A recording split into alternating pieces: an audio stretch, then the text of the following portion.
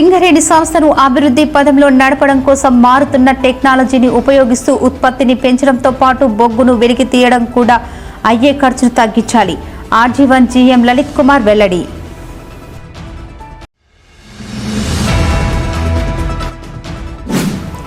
Godavarikhani power house కాలనీలో శ్రీ కాశీ విశ్వేశ్వర స్వామి ఆలయంలో Ramagundam MLA సతీమణి మానాలి ఠాగూర్ ఆధ్వర్యంలో ఘనంగా రుద్రహోమం రక్షాబంధన్ కార్యక్రమం.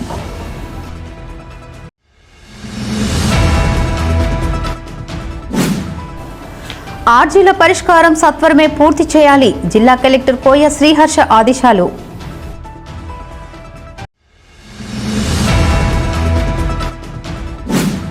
రామగుండం ఎన్టీపీసీ ఆర్యవైశ్య సంఘం అధ్యక్ష పదవికి నామినేషన్ వేసిన Ravikanti Varaprasad.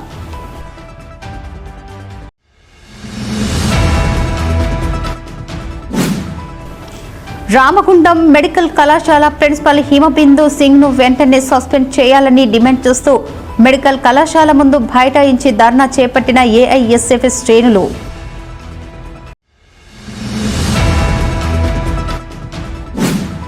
BJP party election commission ను అడ్డు పెట్టుకుని ఓట్ చోరీ చేసి గద్దెనెక్కింది. పెద్దపల్లి ఎంపీ గడ్డం వంశీకృష్ణ ఆరోపణ.